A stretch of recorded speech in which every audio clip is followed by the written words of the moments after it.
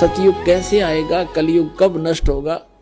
43,20,000 total समय है 4 युगों का, और 4,32,000 समय है इस कलयुग का।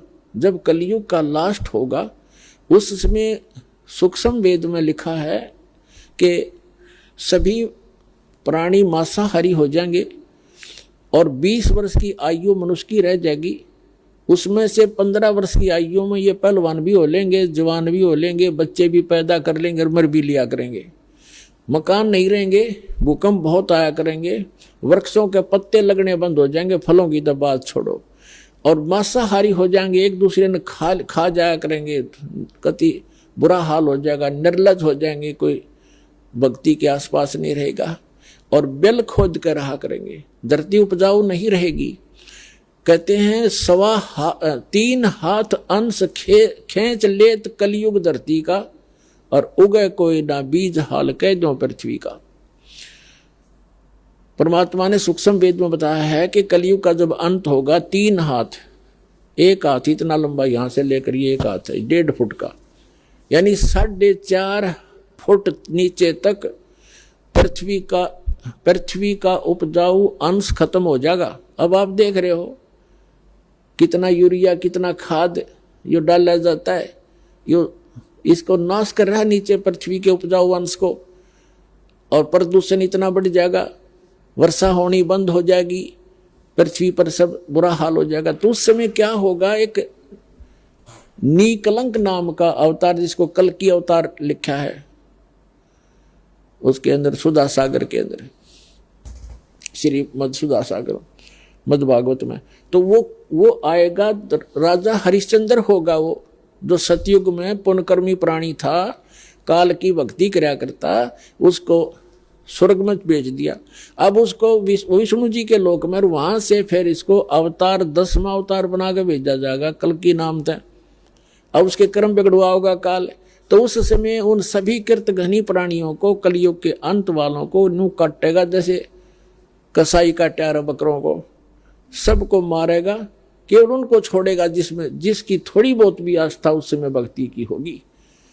उसके बाद क्या होगा, उस समय क्या होगा कि सब 1.5 फुट के 2 फुट की कद हो जाएगा, सब इससे ऊपर नहीं रहेगा। 1.5 या 2 फुट का कद होगा।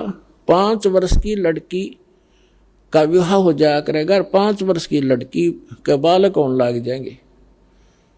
अब फिर वो कद कितना, 1.5 फुट का, वो बच्चे कितने होंगे 6 इंच के।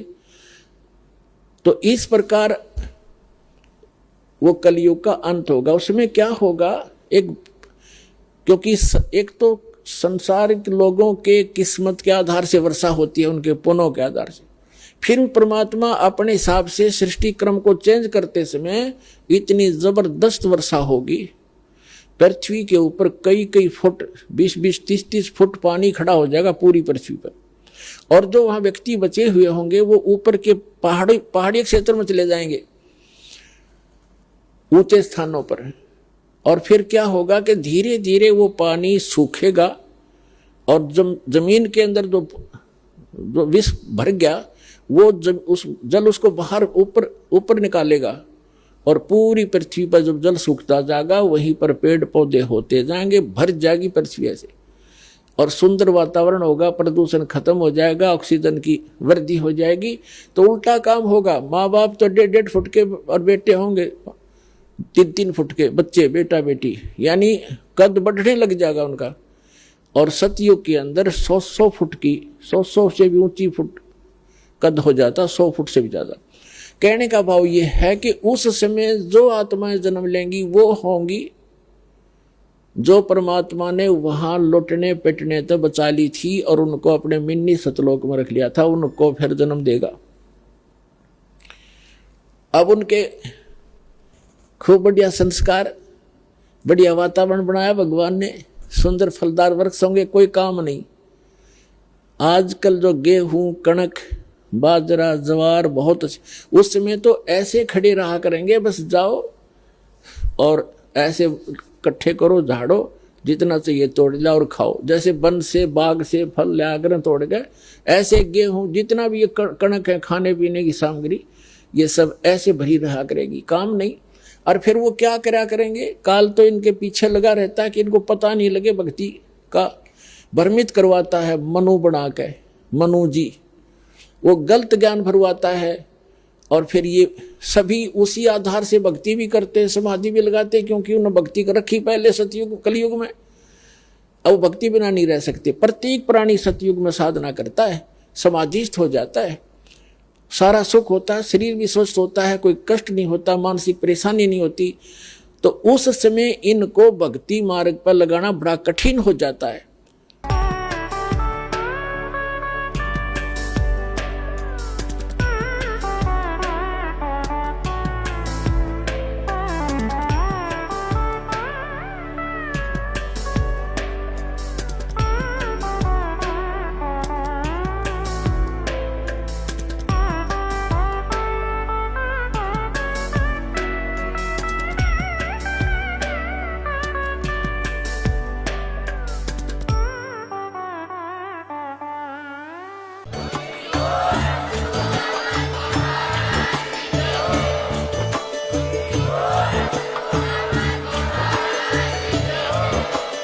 आप सुन रहे थे जगत गुरु तत्वदर्शी संत रामपाल जी महाराज जी के मंगल प्रवचन। अधिक जानकारी के लिए विजिट कीजिए हमारी वेबसाइट www.jagatgururampalji.org। संत रामपाल जी महाराज जी के शुभ आशीर्वाद से पूरे विश्व भर में 500 से भी ज्यादा नाम दीक्षा केंद्र हैं, जिन पर संत रामपाल जी महाराज जी द्वारा ऑनलाइन निशुल्क नाम दीक्षा दी जा रही है। अपने नजदीकी नाम दीक्षा केंद्र का पता करने के लिए संपर्क करें 8222880541।